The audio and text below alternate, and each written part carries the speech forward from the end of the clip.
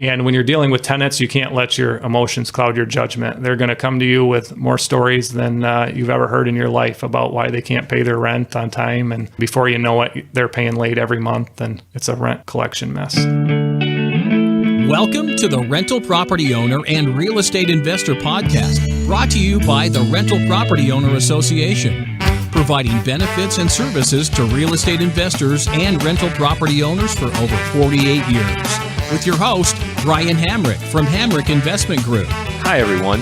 Before we get started, I would like to thank all of you for listening to this show, and hopefully you've been getting a lot of value from it. I know I certainly have enjoyed hosting it and talking to all of our great guests. And one thing I would like to ask you, if you've been enjoying this show, is that you go to iTunes and subscribe, rate, and review.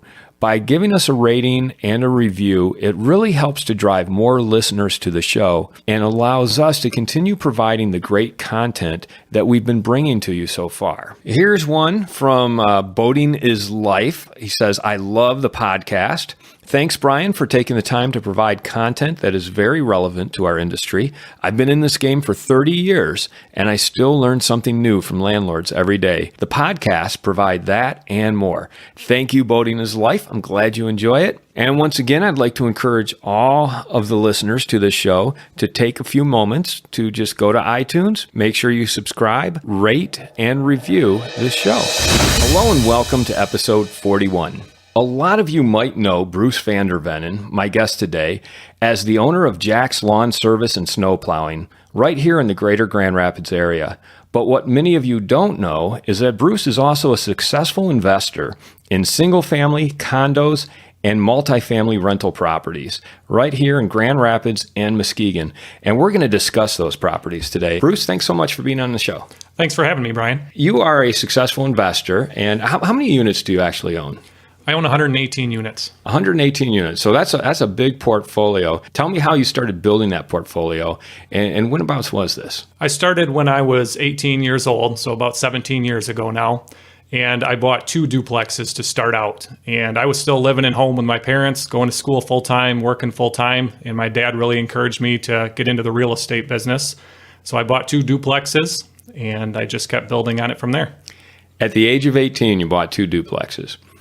Were you still in high school or college? I had just started college at that point. Okay. And how, first of all, I mean, it's great that your dad encouraged you to start investing that young. How did you go about it? How did you identify the 2 duplexes, and how did you take them down? Well, I just started looking in the Grand Rapids Press back then, was the only way I knew how to find them. And I went through a few with a realtor. I found a couple that I really liked, and I ran the numbers to make sure that I could make some money on them and put in offers from there. Do you remember what those numbers were, like what you paid for them and what kind of rents you were getting? I think I paid $160 for one and $170 for the other, and I think the rents were in about the $800 range. Per side? Per side. Okay. So, and you were cash flowing nicely, I would assume? It was barely cash flowing at that point. Mm-hmm. So barely cash flowing, that was your first experience. Did you get a bank loan at the age of 18? It seems like that might be a little complicated. Yeah, I wasn't able to get a bank loan at that point. I had private money that I used to invest in that. So you borrowed money at a certain interest rate. Do you still own those properties? I do. And how have they turned out? They turned out good, so they're now paid off. 18 years later, you own them free and clear. Yep. So are you still getting $800 aside? No, I'm getting quite a bit more than that now. Are you? Okay. So it worked out. That's great. So you bought these duplexes, but you were barely cash flowing. In fact, probably if you had a few maintenance expenses, you might even be negative for the month. Based on that experience, what made you say, okay, I'm going to take it to the next level now. I'm going to start buying more? Because it seems like you weren't, in the very beginning at least, you weren't getting the gratification you would expect from a rental property like these. Yeah, that's correct. I never went into it with the goal of cash flowing and making a lot of money right away. My goal was always to just pay them off quickly and use it more of a retirement. And that's what all my properties, I look at them as. Oh, so is that why you weren't cash flowing? You were paying down your loan so quickly? That's correct, yeah. Okay, so you were delaying your gratification then. So let's talk about your philosophy. How is that applied to the, what'd you say, 110 units? That 118. 118 units. Is that your philosophy on all of them? Pick them up and then pay down the loan as quickly as possible so you own them free and clear? Yeah, it is. Because I have the Jack's Lawn Service business as my day job, I'm able to just look at real estate as my retirement income, and I don't have to make any money from them. Let's talk about Jack's Lawn Care, because that's your business. And Jack's Lawn Care is well known to the RPOA. Can you talk about that a little bit? Yeah, we started back in 1974. My dad is Jack. He's the one that started it. And for the last 10 years, I've been manager. And for the last few years, my brothers and I have been owners of it. And we serve all the greater Grand Rapids area with lawn maintenance, landscaping, and snow removal. And we have a special emphasis on the residential, and we also work with the RPOA. Yeah, so speaking of the RPOA, do you have a discount for RPOA members? We do. We offer 20% off our services to anybody that's a member of the RPOA. Okay, I would say that's pretty good. That's 20% off snow plowing, lawn care, all of that? Yep, any of our services. And we work with a lot of the bigger property management companies in Grand Rapids. Okay, fantastic. Well, so your goal then is not, like a lot of people get into real estate because they want to quit their job. But your goal is completely different. It's like you're going to keep your business going, and at the same time, you're going to buy all this real estate and pay it off as quickly as possible. How is that going for you so far? It's going pretty good so far. I'm 35 now, and I have a few paid off properties. And my thoughts are by the time I'm 45 to 50, I will have all 118 units paid off. Fantastic. And what systems do you put in place so that you can pay them off as quickly as you can? We make sure to manage them very well. We use a property management company to manage about a third of our units. And then my brother, who's also a partner of mine, he manages the rest of them. And he is on site day to day doing all the repairs and managing things. Oh, so this is a family business as well. Yes, it is. Okay. How's that working out with your brother? I take it your brother's doing the leasing and the maintenance and all that? Yes, he is. He handles everything, all the day-to-day stuff and all the subcontractors work. Mm-hmm. And what kind of systems does he have in place to make sure that the property's running smoothly? He uses QuickBooks to manage the money, and then he also uses AppFolio to make sure all the CRM stuff is handled correctly. Okay, so you've got AppFolio is a pretty high-end management software. Yeah, we just started using that program. About a year ago, and he's really happy with that. Okay, how do you like AppFolio? It's working out quite well. Mm-hmm. He likes the fact especially that the tenants can pay their rent right through there. Yeah, there's an online portal that allows them to pay online, which is great. The property management company I use uses AppFolio as well, and it's nice because I can go online at any time and see exactly what's going on at the property. Yep, that is nice. Yeah. So, what your involvement then in the real estate is really? It seems like it's more of sort of an asset management take that you have, like find the property, find the funding for the property, and then make sure the property gets paid off while your brother manages or a third-party management company manages. That's correct. That's the part that I like the most. So I get to handle looking for the properties, crunching the numbers, making sure they're going to work for us and into our system. And then I'm the one that will take it through the closing, and then I hand it over to my brother for the management. Great. And let's talk about some of those properties then, because we started with the duplexes. Where did you go from there?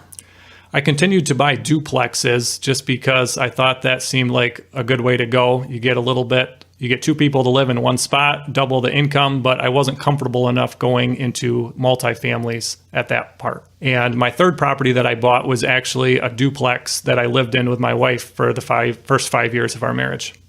Oh, so you lived in one side and rented out the other side? I did, yeah, and that worked out quite well. Yeah, I've talked to several people on this podcast about house hacking, which is basically doing that, living on one side, having your tenants pay the other side. Did that work out? Were you able to cash flow after your tenants paying their rent? It didn't cover all my expenses, but it did cover the majority of them. But I did have to kick in a little bit. Mm-hmm. Great. So that, and by the way, how was that living next to your tenant? It wasn't too bad. At that point, I was still on site managing my own stuff. So I was used to having day-to-day dealings with my tenants, so I didn't mind it. Okay. No problems from them living next door, knocking on your door at midnight or something? No, I was pretty picky with who I put next door because I knew I would have to live next to them and get along with them extra well. And so you and your wife lived in one side. Duplexes seemed to be the way that you were going. But as you were picking up these properties, were you using all private money as loans on these properties, or were you eventually starting to get bank loans? I was pretty much always using private money. Always using private money. And if you don't mind telling me, how did you set that up? What kind of terms did you get on the private money you were receiving? I was receiving 15-year notes for about 5% interest rate. Okay, 15-year fully amortized? Correct. So, which means you're paying principal and interest down. Within 15 years, you'd have them paid off in full. That's correct. Okay. And since you started 18 years ago, I can see how you're now getting to the point where a lot of those notes are probably being paid off in full. Yeah, that's correct. And in the first probably 10 years that I started investing, I did not buy a whole lot of properties. I was only buying a couple per year. It was really once the market took a crash that I really started to increase my buying. Okay, so you're kind of dipping your toes in the beginning, and then once the bubble burst, diving in head first, huh? That's correct. I'm glad I didn't buy any more than I did before it crashed. Yeah, so let's talk about that. How many did you buy before the bubble burst in 2008, 2009? I probably only had 20, 25 units at that point. Okay, mostly duplexes. Mostly duplexes, yeah. So how did those fare during that period? Well, the rents seemed to stay constant, so I had no problems with meeting my payments. So as far as that was concerned, the values went down, but I was in it for the long haul, so I wasn't too concerned about that. I knew they would come back up. Yeah, so that's interesting. You were in a position where the rents were still coming in. You were still able to pay your loan. So you didn't have any problem, like a lot of people did with their lender, just calling in a loan or not being able to meet payments each month. No, because I had the private money and it's a close relative, so I wasn't worried about the notes being called. And they weren't panicking on you? And no, they weren't. They're pretty invested in me. So. Okay, good. And how have the values bounced back since then? Yeah, they have. Not as much, I don't think, as before, but they've definitely bounced back quite a bit. And what areas are you investing in? Where were these duplexes? Most of my duplexes are in Kentwood. Okay, Kentwood. And Kentwood, for listeners outside of West Michigan, is where? It's in southeast Grand Rapids, just southeast. Okay, so is that kind of the area you like to be invested in? It is. It's where I got started, and I didn't really have a great reason to get started there other than I thought it made the most sense just to invest right near where I lived. And because that's where I kept investing, I figured there's no sense in branching out too much. At that point, when I first started, I liked to be able to drive past my properties and keep an eye on them, and it was easier when I had to work on them. And at that point, earlier on in your career, were you managing as well, or did you always have someone else managing the properties for you? For the first few years, I was managing my own properties. And what was that like for you? It was not fun. If I had to keep managing it myself, I wouldn't own near as many as I do now. That's not my gift. And cleaning out empty units when people move out is not a fun thing to do. You don't have a gift for cleaning out empty units? No, I don't. Yeah, I'm so glad to hear you say that, because I always say, I would be a terrible manager of my properties, and I would not have nearly as many properties as I do if I was trying to manage them myself. So I think you really, for listeners out there, you really need to know your strengths. And if managing and dealing with those kinds of headaches, cleaning out units, dealing with tenants, evicting tenants is not one of your strengths, then don't do it. Find a good third-party professional management company to do it. So you do you have any stories from that time that really turned you off and made you say, you know what, I'm going to hire someone else to do this? I can remember once I hired a lady, or I put a tenant in one of my units that she claimed to be a pastor, so I kind of automatically had extra trust in her. And within 2 weeks, she had totally destroyed my unit and moved out. And I was left with, she hadn't paid her rent. She paid her deposit, but not her rent. And she did more damage than the deposit would cover. Wow. Was she really a pastor? She had a ministry, but I'm not so sure that it went beyond that. Okay. Even pastors have their problems. Huh? Yep. Yeah. So did that make you realize, okay, you need better tenant screening? Yeah, I definitely needed better tenant screening and to check references. When I first started, I would maybe call a reference, but I was pretty trusting, and I thought that I was a good judge of character when I really wasn't. So you use the Bruce Vander Vennen scale, 1 to 10, of whether or not this would be a good resident. Yeah, I definitely relied too heavily on that method. Other stories of getting burned? I can't really think of any other stories. Messes that you had to clean up? I mean, it sounds like you were doing the cleanup and repairs in the units as well. Yeah, I do remember one time it was Memorial Day weekend, and the sewer in the city sewer backed up, and it started emptying into the basements of one of my units. So my wife and I had to go down there and start trying to clean it up, and we had 4 inches of sewage, and it was a duplex, and both sides had 4 inches of sewage in the basements, fully finished basements. Not the way you want to spend your Memorial weekend. No, it wasn't. Your friends and family are on the beach and enjoying the sun, and you're in the middle of the basement with crap all over you. Yep.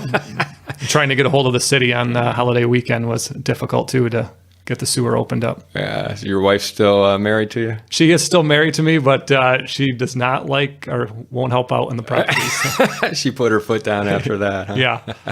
I don't blame her. Okay, so you finally decided, I've had enough of this managing the properties myself. How'd you find someone to do it for you? Well, it first started when I went into business with my brothers, so that helped out a lot because one of my brothers is very hands-on and he likes to repair things and work on different things like that. So he took on a lot of the management. And then it was only about 2 or 3 years ago that we hired Lighthouse to help us out. And we had gotten to the point where my brother was not able to manage anymore. We wanted to continue to grow, but his hands were full. So we hired Lighthouse Property Management to help us, and now they manage anything that we buy in the future. Okay, and I've had Kathy on the show. She was one of the early episodes. Switching from like you managing to your brother managing to a professional third-party management company, what differences have you noticed? I've noticed a big difference in the type of people they put in there. They screen a lot better. So they are putting much better people in there that will stay longer, and they also maximize my rents. So I'm always into my numbers and crunching to see where all my expenses are going. So when I heard about the percentage that they charge to manage, that turned me off a little bit. But once I ran the numbers now, they're totally justified. I mean, between the tenants staying longer and them getting higher rents, that more than compensates for what I have to pay them. Yeah, a lot of people who self-manage think, well, if they paid that 10% plus commissions or whatever to a management company, they would be wasting money or losing money. But what they don't realize is if they're not aware what market rents are, or they don't know how to screen tenants properly, they're actually losing more money by managing themselves. Now, having said that, there are some very good self-managers out there, and I know a lot of people who are very good at it, but I've seen plenty of people who are terrible at it and losing so much money when if they hired a professional third-party management company, they would just do so much better. Yeah, that's definitely the case for me. It definitely is a lot better with Lighthouse managing my properties. Great. So you it seems like you were building up a portfolio of single families and duplexes. At some point, you bought some condos. Can you tell me about that? Yeah, we purchased condos probably about 5 or 6 years ago now in Cutlerville, and they were apartments. There was 81 apartments and townhouse style, and the owners decided to turn them into condo units and were selling them off individually. And they had sold off probably about 2/3 of them when the market crashed, and they really weren't able to sell them at what they were selling them for. So I made them an offer on the remaining 24 and purchased all of them that were left. Okay, so this is something I saw quite a bit once the bubble burst, are busted condo communities. And that was because all the rage before the bubble burst was converting apartments into condos. And part of that process is splitting off the utilities, splitting off and separately parceling the units so they pay their own property tax. And then after the bubble burst, there were a lot of these that came back online. And I looked at a lot of them, but I could never figure out how to make them work because the property taxes on a lot of these units I was looking at were just too high. Is that something you had to deal with or affected your numbers? The property taxes I didn't feel were too bad on this one. With the amount of rents we were able to get, it was definitely a good deal. So tell me about the deal. What were the numbers like? Well, first of all, when did you buy these? We bought these probably 5 or 6 years ago. Okay, so this was during that time. The bubble had burst. A lot of these communities were in trouble. So tell me about buying them and what your numbers look like. The previous owners were selling them in the $70,000 to $80,000 range, and we purchased them for $38,000 each. $38,000 each. Before the bubble burst, how much is that? What they were selling them for? $70,000 to $80,000. They were getting $70,000 to $80,000. Okay, so you were able to get a 50-60% discount. Yeah, that's really good. Do you remember what the cash flow was like upon purchase? I don't remember exactly what the cash flow looked like then. Were you able to cash flow after buying them? And yeah, we were most definitely cash flowing it. So. Did you have any trouble filling them? No, people actually really liked living there, and they're really nice units, so we had no problem finding tenants. And right now, especially, they are snatched up within days of hitting the market. Okay. And how did that work with the HOA? Because all these condo communities have a homeowners association.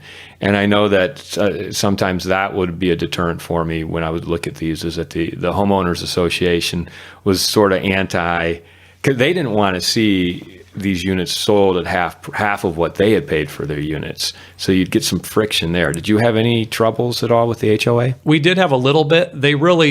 Nobody had really rented them before, so they didn't know what it was like. So we were really the first ones to create renters. And because I own a third of the complex, I knew that I kind of wanted a say in what went on in the association. So the first thing I did once we owned is ran for the board. And right now there are 5 or 6 board members, and 2 of them are my brother and I, so that we can kind of have a say in how things go. Okay, so I'd say that gives you quite a say. Yeah, it does. In how it's run. What's that like? Because I've owned condos in the past as rentals, and the HOA, homeowners association fees, and the problems that I've seen with HOAs have just really turned me off from condo investing. But you seem to have made it work somehow. What's it like working with the HOA and the numbers and the money that they have to bring in every month in order to pay the bills? It's really worked out well for this board. There's a couple ladies that sit on the board that live there, and they're not employed. Their job is to make sure their community runs smoothly, and they do a lot of volunteer work. So I think they are a huge asset for the condo, because many condos, they will hire an outside management company to completely manage everything. And I think they charge about $15 per unit per month. So we get to save that charge by having a volunteer board, and especially a couple of these ladies on the board that put in a lot of hours to make sure it's a safe community and that people are following the rules and all that. Wow, so you don't have a third-party management company running the HOA. You have a volunteer. We have a volunteer board, the community, and we do have one woman that's our bookkeeper that we do pay, and then she helps out with some tasks as well. Okay, so that's a great way to keep the costs low.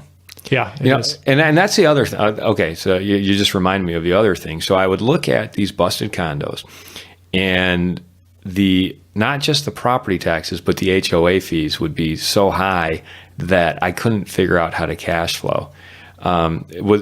What are the HOA fees like on your units? They're $140 per month. Okay, which is reasonable. Yeah, it's not too bad. And that covers a lot of the upkeep. I mean, that covers most of the exterior upkeep. I guess when you look at your numbers every month and you're factoring, okay, what are you bringing in rent and what are you paying in expenses, the increased property taxes, the HOA, you're still cash flowing on top of that? Yeah, they are one of our best cash flowing units. So what kind of rents are you getting then on the condos? We're getting $900 per unit. $900 per unit. Mm-hmm. Do you have a ballpark of what your expenses are with property tax and HOA? And we're probably clearing a couple hundred per month. Okay, so that's after pretty expenses. Good. That's pretty good. And how have the values increased since you bought them? They have increased tremendously. They're in the 70s, I would say, now is what people are getting for them. Okay, so they're back up to close to where they started. Yeah, they've almost rebounded completely. That's great. And what area is this in? It's in Cutlerville, just south of Grand Rapids, about 15 minutes. Okay. And as you've owned them over the years, have you had an opportunity to pick up more? Yeah, we have purchased 2 additional foreclosures in the same community since the initial 24. What would you do? Do you know anything about converting them back? Let's say you were able to pick up the rest of the units. Would you be able to convert it back to an apartment or townhouse community? I have thought about that, but I don't think that the numbers would ever make sense because the values are up high. I wouldn't be willing to pay going rate for them. And I think that would be more work than I'd be interested in getting into. Well, let's talk about some of your other portfolio purchases, because when I had Kathy Dennison Adriance on the show from Lighthouse, she was talking about Muskegon and moving into Muskegon and how she was bringing some of her investors there with her. And you're one of her investors. Yes. You've picked up a few properties in Muskegon. And Muskegon, by the way, it's a lakeshore community. It's west of Grand Rapids in Michigan. What's your experience like in Muskegon, and what have you picked up? Yeah, Kathy really encouraged her investors to branch out there because the prices out there are still really low. So I started investing out there earlier this year, and I purchased 3 single families and 1 duplex out there. Okay. Can you talk about the numbers on those? Yeah, for the single families, I purchased them from anywhere from $16,000 to $38,000. $16,000 to $38,000 for a single family. Yes. And what communities were these in? They're just south of the lake out there, so it's southeast of downtown Muskegon. Okay, so it's not in the Heights. No, not in the Heights. Okay, good neighborhoods. Yes. How much did you put into each of them to fix them up? Anywhere from $1,000 to $11,000 I put into them. Wow. Okay, so you're like under $30,000 per single family there. Yes. And what are they renting for? They rent for about $750 to $800 per month. Okay, and what kind of cash flow are you seeing? Usually about $100 a month on those with my 15-year notes. So. Oh, because you're still doing the private Right. private I'm still loans. doing the private and trying to pay them off quick. So I'm not looking for a lot of cash flow. Great. And the duplex that you purchased? That one was about $45,000, and I get $600 on the bottom and $400 on top. Good deal. You seen some cash flow from that as well? I am, yep.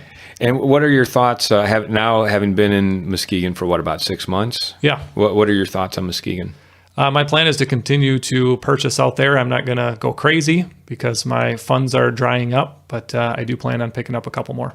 So it sounds like your portfolio is going really well. Are they all winners, or do you have any losers in your portfolio? I do have one loser, and unfortunately, it was the last one that I just purchased. I typically buy a couple properties at the tax sale each year. And with that, there is a lot of properties that are available. And typically I only buy 1 or 2. So instead of researching it extremely heavily like I would on a listed property, I will put a little bit of effort into a lot of properties. And then I go to the tax sale and bid on them. And this past... And this is a tax sale that the city of Grand Rapids has for foreclosed properties or... for the delinquent taxes. For delinquent taxes. So they're pretty much vacant. They've been sitting vacant for a long time, and the city's selling them off for pennies on the dollar, basically. Yeah, that's correct. Mm-hmm. Okay, so go ahead. So a few years back, you could get some really good deals, but now it seems like there's more and more people that are showing up and bidding on them.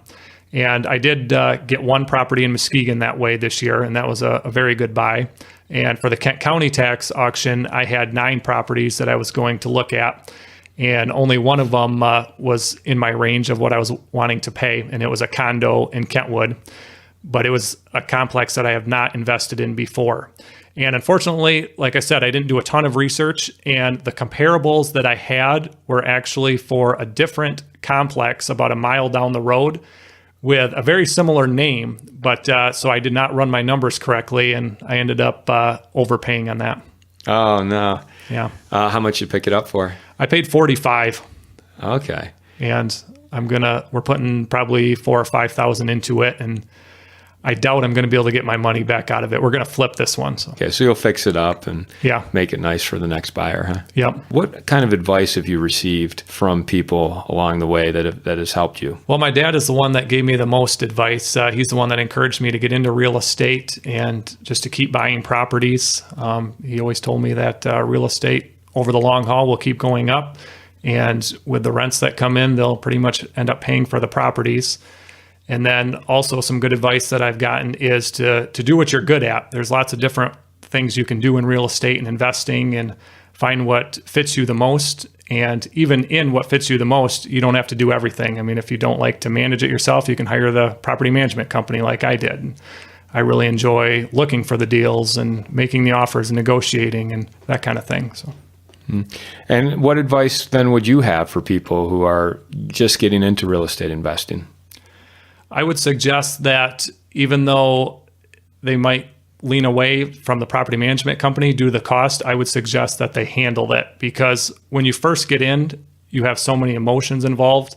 And when you're dealing with tenants, you can't let your emotions cloud your judgment. They're going to come to you with more stories than you've ever heard in your life about why they can't pay their rent on time. And you're going to be tempted to give way to that. And before you know it, they're paying late every month, and it's a rent collection mess. So you're advocating for new investors to strongly consider hiring a third-party professional management company. Yes, I would. Yeah, I would echo that. Well, Bruce, thanks so much for taking the time to talk to us today. And just a reminder to our POA members here in West Michigan that Jack's Lawn Service and Snow Plowing does offer a 20% discount to our POA members. Bruce, thanks so much for being here. Thank you, Brian. You've been listening to the Rental Property Owner and Real Estate Investor Podcast, brought to you by the Rental Property Owner Association. You can find out more at rpoaonline.org. If you enjoyed this podcast, please go to iTunes to subscribe, rate, and review.